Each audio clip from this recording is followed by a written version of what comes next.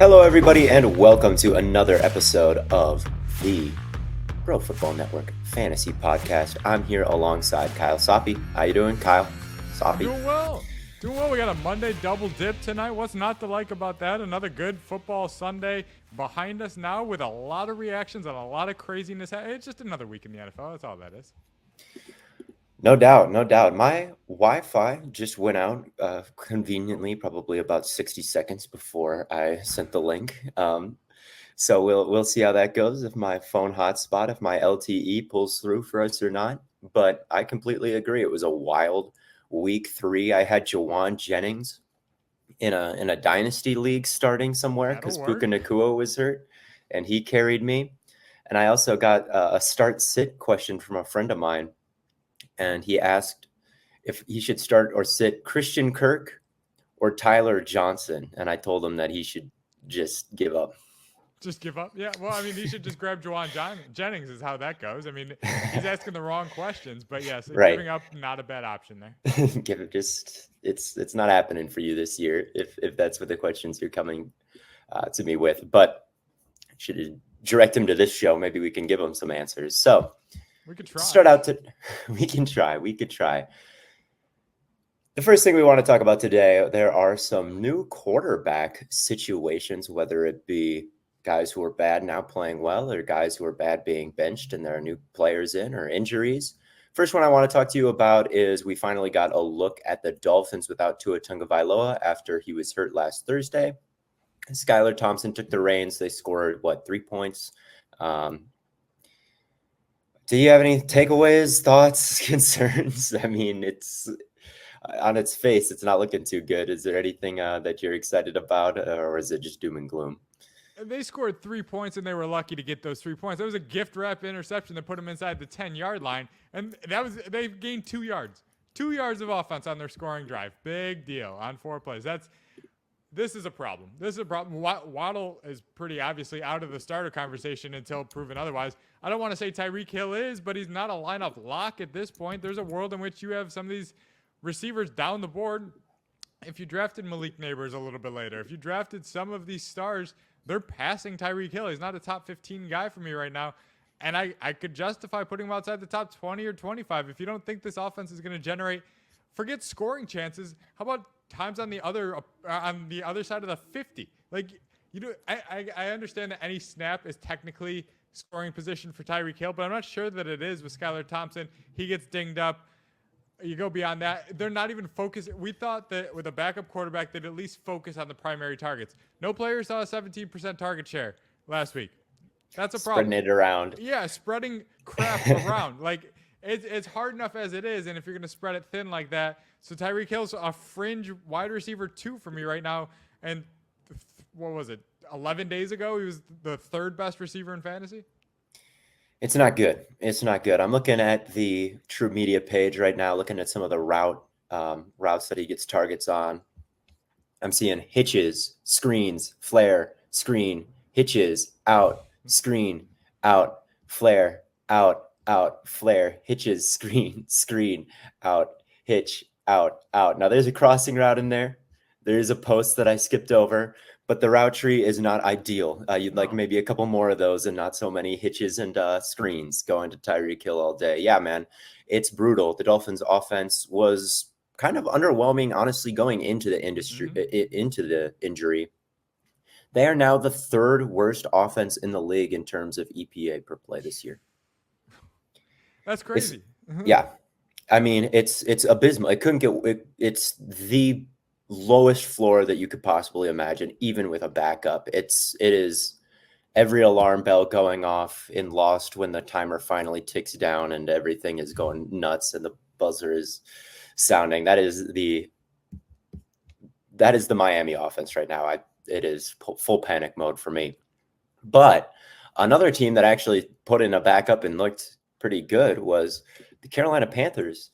With Andy Dalton, we got a career high in yardage for Deontay Johnson, plus a touchdown.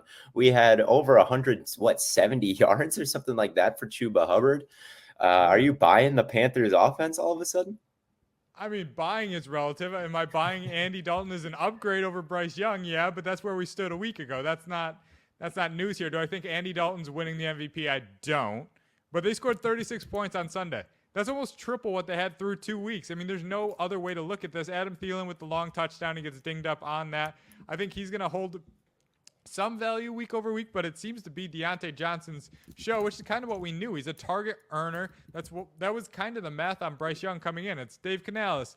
It's a target earner. There's some room for growth here. Turns out Bryce Young just ain't it, but Andy Dalton, he's been around the league for over a decade, and we're going on 15 years. We know what he offers. That's not a ton of upside.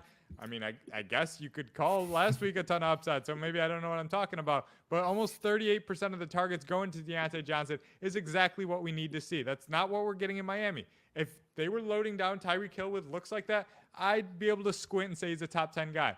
That's not the case. Not that Deontay's a top 10 guy, but he's on the flex conversation, which is somewhere he wasn't anywhere near with Bryce Young under center. I think there's a PPR floor to consider here. I still don't think they're going to be playing from ahead very often. So you're looking at game script. Deontay Johnson, I've never seen, or at least I don't remember, seeing a receiver see his year-long outlook spike the way his has with 1 week of a backup quarterback. It's wild. It's wild, but I mean, Bryce Young really was just that bad, unfortunately. I know the Panthers organization wasn't great around him, but the dude, every time he dropped back, you just didn't know what he was about to do in the pocket. Escaped through the back door. It happened too many times. The blitz brought him down every time they sent it. They were playing with 2 downs when he was out there. It was first down, second down, and if it got to third, they'd heat him up and they couldn't do anything. So for a competent guy to be back there, I don't know. Maybe he can receive kind of the Baker Mayfield boost that Canales gave Geno to Smith, right? And Geno Smith, right? He's known for that kind of thing. So, yeah, I like what I saw. I'm keeping an eye on Leggett. He's kind of my wild card. We'll see. He finally had a yak play for the first time last Sunday, which he had not had. He had 5 yards of yak in the 2 weeks before that. Now he's at you got 26 on one play. Ran 20 routes. I don't know. That's something for me to keep an eye on. I'm waiting for him to really be the next breakout guy here because I don't want Mingo on the field anymore. Wow. I just am sick of it on film, and Thielen is banged up. So that's one thing to keep an eye on. I think is potentially Leggett being more involved as the offense gets a boost, because I just think he needs more snaps over the guys that they've been putting out there. Yeah, I won't argue there. And they get Cincinnati on a short week this upcoming week. Not a fearsome matchup at all. So if there's a spot to do it, maybe it's that one. Maybe it is. It's tough to do anything but keep him on your bench right now. But maybe a little, like you could buy him low if you're really looking to make some sort of wild trade. I don't know. Another quarterback that looked good after kind of struggling the first 2 weeks of the season, or at least looking somewhat unspectacular, Aaron Rodgers with the New York Jets, just had, in his words, a game where he was doing things that he hasn't done since he was a much younger man, is what he said. And he was right. He was scrambling around. He was making big plays. How are you feeling on him in the fantasy sphere? Are you thinking that this kind of Rodgers is here to stay? I kind of am. You touched it, scrambling around. Like the rushing yards I could take or leave. That's not going to be his game. But the fact that he was 6 for 6 for 88 yards outside of the pocket, like, his mobility was never a thing. It was his mobility within the pocket, which opens up and allows people to uncover downfield. That's going to get Garrett Wilson involved. Mike Williams, we saw him getting vertical. I know they didn't make any big plays, but he had an end zone target, came away because of a penalty. Yeah, it's just a matter of time until things like that. And then you've got Allen Lazard. My concern here is kind of simple. They play too slow and too conservative for anybody to really be viable outside of the 2 stars. Breece Hall's going to do his thing. Garrett Wilson's going to do his thing. How could you not love what you've seen from Lazard, Braylon Allen? Those guys this year have looked good. I'm just not sure the opportunity count is going to be there. All Aaron Rodgers wanted to do in Green Bay was out-efficient you. He was going to score more points on his 7 possessions than you were going to be, and that was going to be good enough. It's not fantasy friendly, and he himself can be a fantasy asset, but I'm not sure there's going to be enough volume of plays to get anybody involved outside of his 2-star playmakers. That's really interesting. I never thought about the pace of it all, but yeah, I mean, he calls a lot of audibles at the line of scrimmage. Definitely takes his time, runs it down inside the 5-second mark of the play clock every time. I know us Green Bay fans know all about that. Yeah, that is an excellent point. It's just tough to count on anybody besides those two. I agree. I mean, Lazard had a good night versus the Patriots. Tyler Conklin had a good night. He's probably the guy I'd be most interested in outside of the main two. Maybe Braylon Allen, but Conklin potentially. You never know if I mean, it happened versus the New England Patriots, and they're the best at it. They're going to give that number one receiver a lot of attention, and you're going to have to go somewhere else with the football. And if Rodgers is this guy, and I think he can be, we've seen 40-year-old quarterbacks, if they get to play at that age, they're quite good, usually. Breeze was good at that age. Brady was good at that age. I don't know if Peyton fallen off the cliff yet. I can't quite remember. Yeah, but he won a Super Bowl. Like, he did enough with what he had. He did. So the age of Rodgers isn't really scaring me too much if he's showing flashes like this. The extending was so huge for him. Led the league this week in yards per pass outside the pocket. You touched on that. First 2 weeks, there was just none of that at all. It was clear the rhythm was still there. The release was still fast. The arm was still there. It's just, can he create anything? So for him to look like that last Thursday, yeah, it makes me very in on Hall, Wilson. They look like that whole day everybody was talking about, should too high be banned? Like it's too cracked.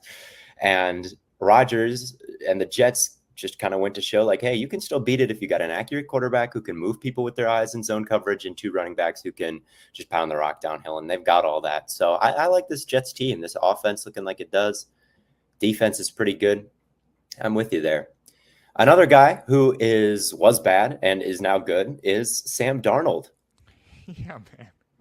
He's, what was it, 4 touchdowns? Yeah. Wow. I mean, in this KOC offense, we were kind of expecting some good results with Darnold, right? Justin Jefferson in town. It's not that hard to put up numbers. We even saw Mullins do some stuff last year. So I guess my takeaway is there's not a ton of reason to be fading Sam Darnold or selling high on him. I kind of think that this is sustainable. Are you with me on that? Yeah, I think I am. And I may not have been more wrong on a single player. I was willing to just dismiss Sam Darnold outright, say he's going to hurt the stock of Justin Jefferson. He might be elevating the stock of Justin Jefferson for all we know. It is crazy how well he's playing right now. A lot of underneath stuff, and I get it that it's not the most exciting brand of football, but he's producing. I mean, Jalen Naylor, not a name I knew coming in. Josh Naylor is a first baseman for the Cleveland Guardians. That was a name I was more familiar with coming into the season. Turns out he's just going to score every single week, taking up the Jordan Addison role that we saw Kirk Cousins. This offense hasn't missed a beat since Kirk Cousins left town. That wasn't something I expected to say. This might just be a KOC thing. Like, the scheme might just be that good that it's kind of bulletproof. I want to give Sam Darnold the benefit of the doubt, but I'm leaning toward KOC getting the benefit here. I mean, I don't know how you slow him, but I also don't know his path to like top 6, 7, 8 fantasy finishes on any kind of consistent basis. What we saw yesterday was great, and Aaron Jones had a great game. All that adds up into the perfect storm. But I think if you're asking me Sam Darnold or Aaron Rodgers, I think I'd prefer Rodgers the rest of the way if we're talking fringe quarterback ones, kind of on the outskirts that need to do it all with their arms. Yeah, I think that's fair. Naylor has been quite the revelation. I mean, his routes have upticked. He had 12 week 1 and then 31 and 32 the past 2 weeks, 4 targets both weeks, 3 receptions both weeks, a touchdown in all 3 weeks. All 3 receptions went for a first down last week. He's been crazy efficient. It'll be interesting to see what he can do when Addison comes back. I know that, Powell is someone they like as well. They keep him in close to the line of scrimmage to block on some of those goal line moments and crucial moments. So we'll see how it all sorts out. But I think that Naylor is definitely making a huge case that even when Hawkinson is back, even when Addison is back, you can't completely write him off. But obviously, those guys are coming back. So who knows how it goes. Yeah, he's worth a roster spot at the very least. I was ready to just outright dismiss him after touchdowns in a couple games, but he looks the part now. Like you said, it's a different equation when Hawkinson comes back, but then we're talking bye weeks, and every roster spot's a little more viable. So with bye week starting next week in week 5, I think Josh Naylor's he's a viable stash. Jalen Naylor, I keep getting the Guardian in my head. At the very least, he's a roster stash that has touchdown upside as long as Sam Darnold's playing at this level. Yeah, no doubt. Moving on here. We got to talk about Malik Nabers. A little bit low on him to begin the season, the two of us, Yeah, but a little low. a little low. I thought, man, Giants, what are they going to do? Is this going to be another Yeah. Garrett Wilson situation where maybe he's good, but the offense is too bad to really function? But no, not so far. I mean, Malik Nabers, the offense hasn't been great, but they're giving Malik Nabers such a target share, and the offense is good enough that he has been balling out. We started him at wide receiver 24. That was his ADP. Soppe, I know you do your rankings continually throughout the season. Where is he at now? Yeah, safe to say he's higher than that. He's inside my top 20 without even considering matchups. You get a plus matchup, he's moving inside the top 15. What he's been used is just mind-blowing to me. I understand that we had questions about Daniel Jones and all that stuff, and I stand by the process that got us to a Malik Nabers, not fade, but definitely being lower than market on him. But over the last 2 weeks, 45% of the Giant catches, 49.5% of the receiving yards, and 50% of those targets. Those are video. I would say those are video game numbers, but they aren't even video game numbers, because when I played video games, you couldn't target somebody that often. Like, the computer would figure it out, and you'd have 6 receivers open on the other side of the field, and you couldn't target a guy 1 out of every 2 throws. What they're doing right now is insane, and he is paying it off. He looks the part. Derek told us all summer how good this kid was. I believed it, but I wasn't ready to say that a rookie could come in and change the scheme of an offense. And he has. Through 3 weeks at least, he has. He was used in the slot more than double the time in week 3 than he was prior. That's interesting to me. They're scheming up ways to get him high percentage looks for a guy that's going to make all the plays. He scored a touchdown in the back of the end zone yesterday, one of his 2, where he's saving bad throws. And that's not the most sustainable way to live, but it is telling that he's a guy that can do that. We saw Jamar Chase come into the league, make an instant impact. We saw Justin Jefferson do it. We're seeing Marvin Harrison Jr. doing it. Maybe these kids coming out of college are just more prepared to take over the NFL than they have been in years past. Xavier Worthy, not exactly the same, but there's hits and misses. There's levels to this, but my God, does he look good? He looks incredible. Going into this game, I thought the Giants were going to be pretty happy with what they were about to get, because they had seen the lowest rate of man coverage in all of football headed into week 3. So the Browns, obviously, Jim Schwartz, they're going to line up and play you one-on-one. I think other teams were avoiding that man coverage for a reason. This guy is a beast. The catch he had at the back of the end zone where he caught it above his head and twisted around and dragged both toes. Gorgeous. Whoa. The pass he had over Emerson's head, where it passed right through Emerson's hands and he came down with it right on top of him. These are unusual plays to be making. All right. Like, you can catch a dig, you can catch it out and turn it upfield. These are like jump out of your seat type plays from him. Yeah, man, it's pretty special to watch so far. Any team that plays man coverage against the Giants is going to have to deal with the Malik Nabers fades, the angle routes, the end breakers, the end arounds that they're giving him, the stick nod from the slot, like the shallow crosses. It's just everything you could possibly hope for in terms of a usage rate from a high profile wide receiver. We don't have to sit here and say like, oh, he's only on the left side of the formation every play. Oh, he's only running hitches in this offense, like I just talked about for Tyreek Hill. Like, no, he's accessing down the field. He's running man beating routes when it's man, and he's getting open, and and they are cooking with him right now. So he's definitely one of the biggest storylines of the season so far, making a dash for maybe rookie of the year here. So, yeah. He's up there. I will caution fantasy managers, though. This could get a little sticky at the worst time possible. Weeks 13 to 16, when a lot of fantasy leagues are being decided, you're trying to elevate in the playoffs. He goes Dallas, New Orleans, Baltimore, Atlanta. There's a lot of tough cornerback matchups. Maybe they figure them out a little bit. Normally, we see these rookie receivers peak late and kind of get there. I worry a little bit that because of the schedule, he might be peaking early, but we'll see. At that point, he might just be a top 10 guy that's locked in. Yeah, that's a good point. That's a good point. The Browns are kind of a special case in terms of how much man coverage they play. The Commanders are kind of a special case in terms of how bad they are. How bad they are. So you're right. Maybe I should pump the brakes a little bit on all the accolades, but it is encouraging. It is encouraging. Another guy that we got to talk about, we got Saquon Barkley, through 3 weeks, he's on a very torrid pace here. He is coming off another 100-yard touchdown performance. I guess he didn't have a touchdown week 2. That sold my parlay. And no, that sold. I would have known if he did, unfortunately. But do you think he can be the overall running back 1 in fantasy this year? I mean, who's going to push him? I don't think it's out of the question. He might be my favorite in the clubhouse right now. I understand you've got some options here. Christian McCaffrey, obviously, out of the mix with the injury.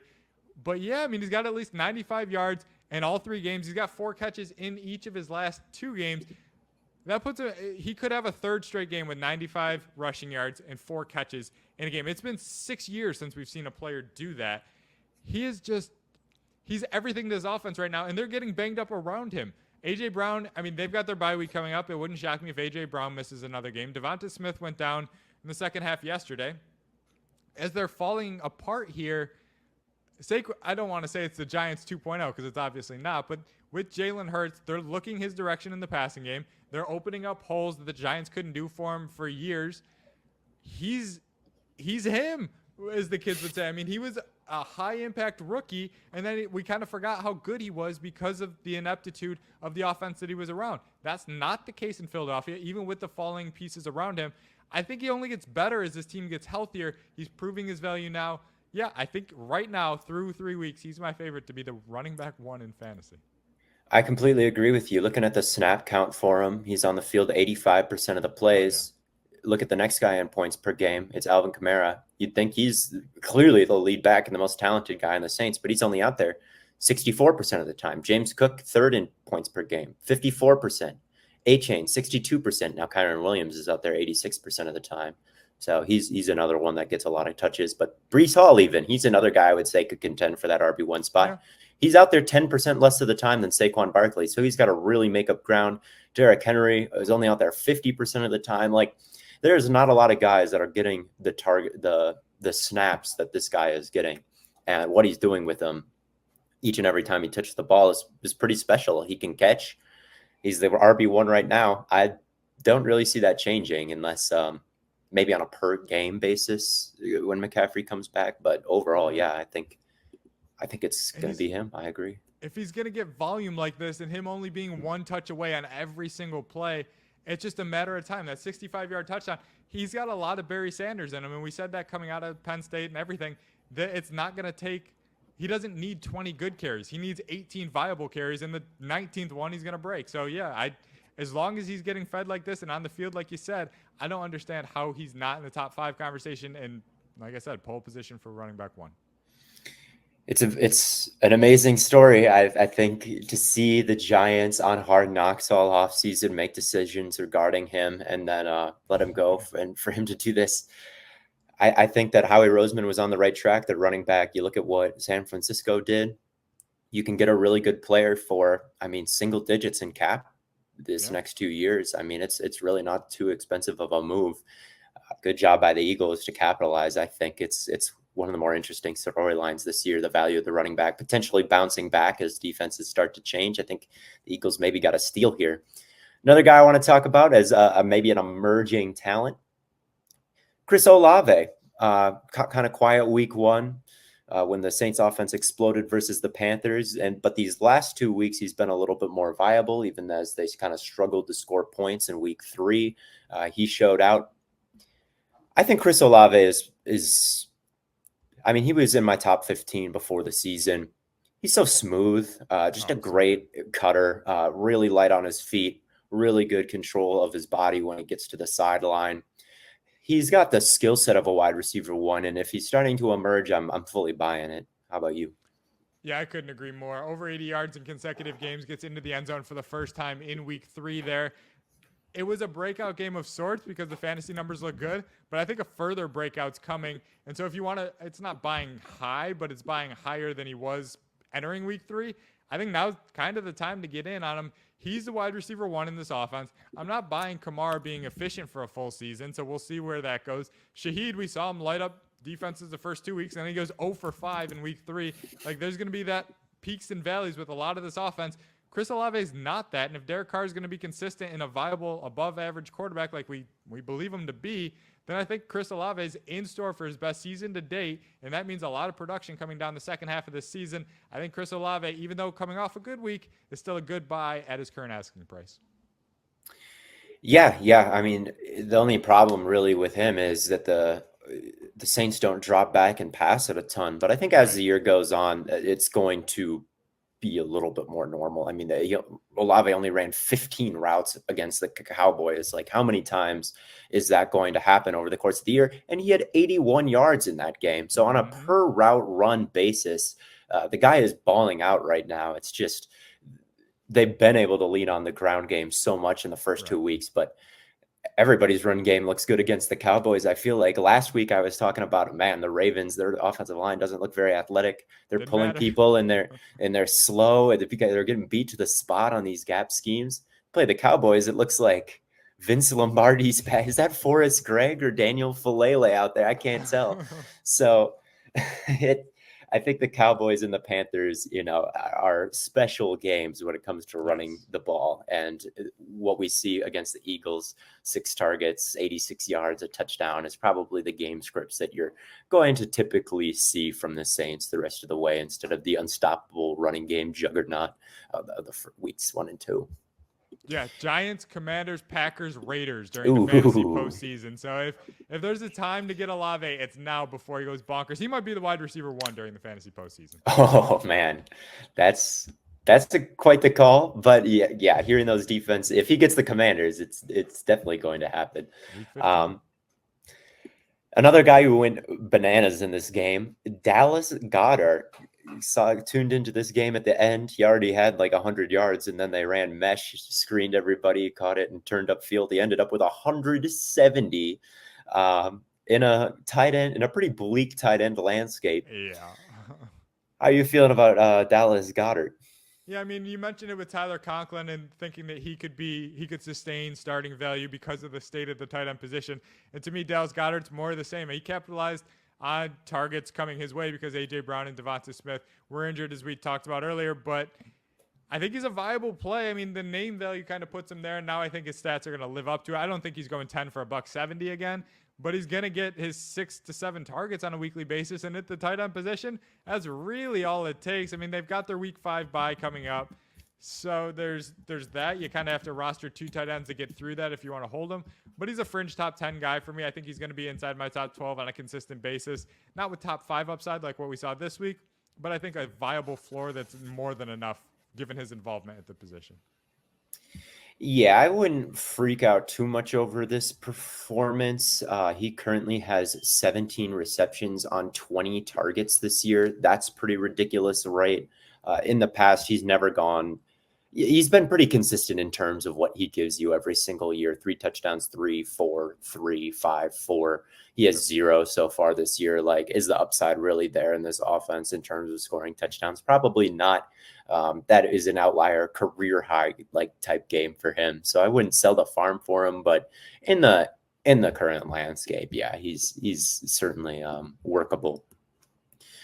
Moving on to some guys that we might be a little bit more concerned over. We're in for our weekly J.K. Dobbins check-in, Soppe.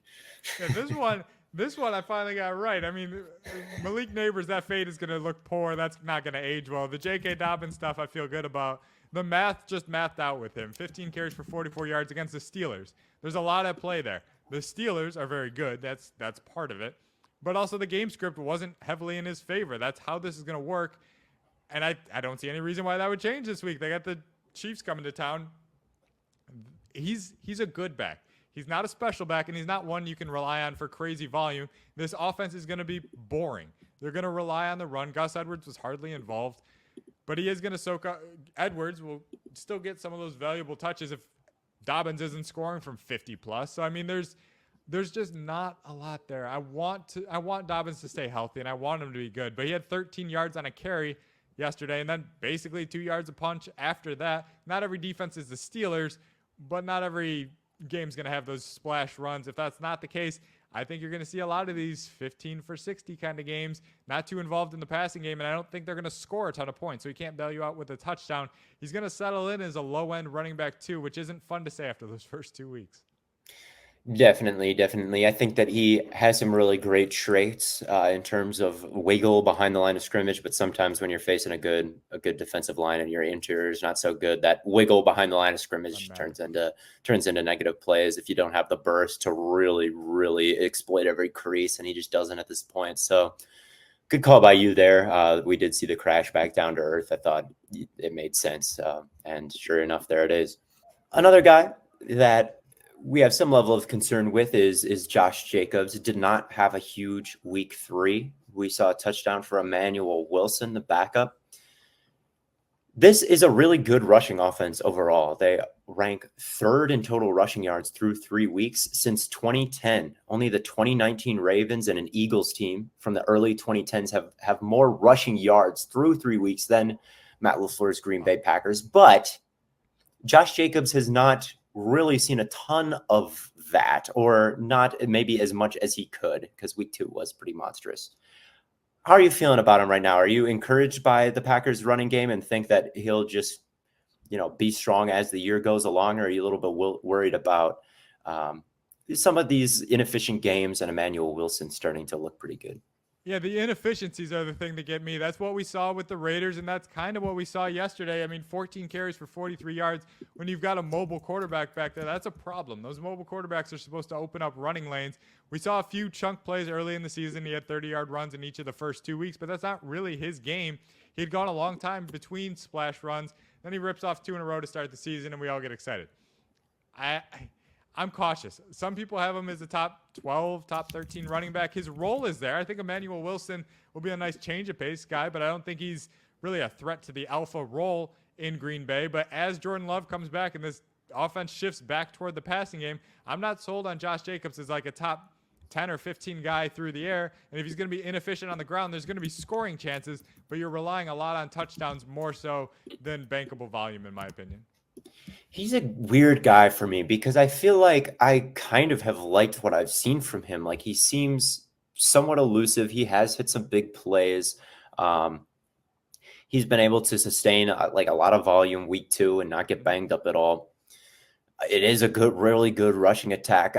But then you look at a stat that you talk about all the time, % of expected fantasy points. Like, what is he doing with the opportunities he gets? It looks terrible right now. He's at like only 68% of the production that he should be at. That is a horrible number to be at. Even though I feel like on film, he's looking okay. So it's kind of a numbers versus eye test thing for me, where when he hands the ball, I'm like, yeah, he looks pretty tough to bring down. Like, it looks like he's doing a fine-ish job, but then at the end of the day, it's like Emmanuel Wilson has been the more efficient guy. So I'll kind of default to you there, I guess. Out of the numbers, kind of do scare me, but I still believe. I think that a workhorse in this offense is definitely a running back 1 for me, but I am a little bit cautious with some of these efficiency numbers in 2 stinky games in 3 weeks now. Let's go that way. Would you prefer him or Aaron Jones, a former Packer, the rest of the way? Jacobs or Jones? I would rather go with Jacobs. I think he's more durable. And I think Jones, as good as the Vikings offense has been, I do think that he has lost a little bit of juice and he's a little bit older. And even last year for the Packers, he was really good at staying ahead of the line of scrimmage, right? He wouldn't get tackled for losses, but at the second and third level, Josh Jacobs, even with the Raiders, was a little bit better at breaking off the long ones than Jones last year, I thought. So I think I'd rather go Jacobs. Yeah, I'm with you. But it is close. It is close because Jones has been more efficient so far and the better fantasy back thus far. So it's a good question. Another guy we got to talk about, Rachaad White. We're seeing kind of a Bucky Irvin game in the last one. He looked pretty decent. White has not always, speaking of inefficient backs, White over the past few years hasn't always done the most with the opportunities he's gotten. But he's always been a big part of the receiving game. So how are you feeling about Rachaad White?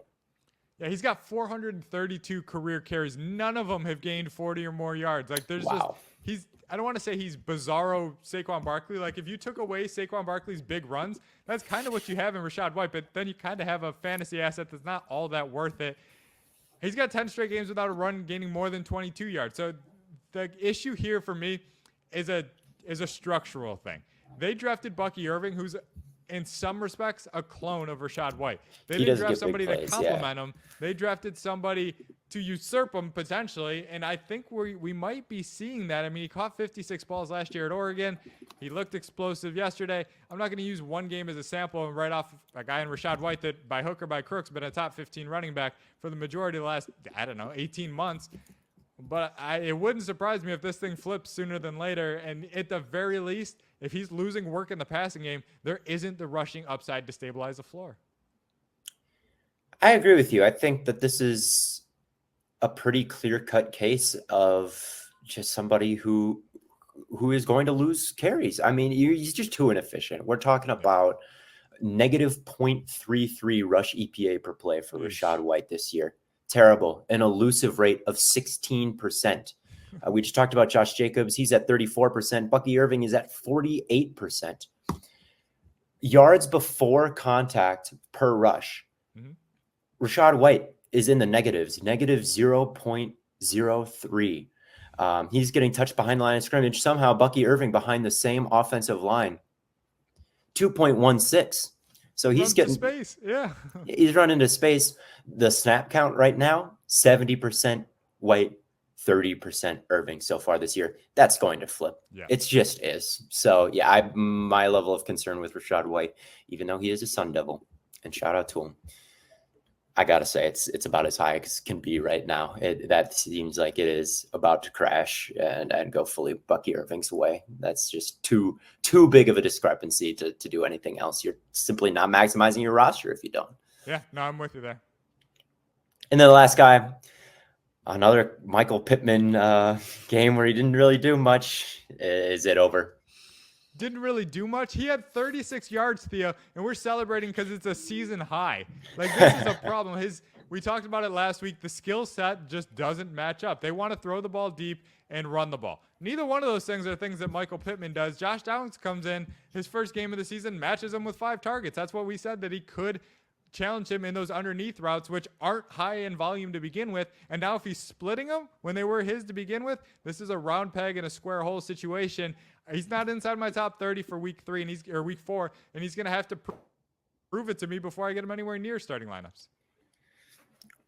You think he'll get thrown around at the trade deadline? Ooh. Do you have any destinations you'd like? I still think he's a good player. That's the thing. I think he's in a terrible situation for what he does and what that offense is. But I think in half a dozen, 10 teams could use a Michael Pittman in a considerable way. Why can't he be Chris Godwin to somebody's offense? I don't have anywhere in mind, but it is starting to get to that point where it seems like such a clashing set of skills that I mean, I'm sure someone would be interested in him. Just something to keep maybe an eye on. I don't know if it happens, you can remember this. I don't think you should act on anything based on that, but I think that, it's over in Indianapolis in terms of fantasy this year. I've never been high. So, well, I think that's all the names we got written down. So that'll do it for this episode. Thank you all so much for listening. If you haven't subscribed, be sure to do that wherever you're listening. You can find me at Theo NFL on Twitter and TikTok. Soppe, where can they find you?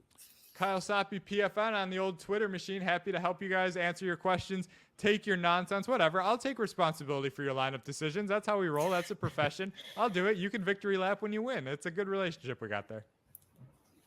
Yeah. Do it. I've made my fantasy decisions based on what Soppe said. There we go. Doing pretty decent in all our leagues. So, yeah. That'll do it for this episode. Thanks, y'all.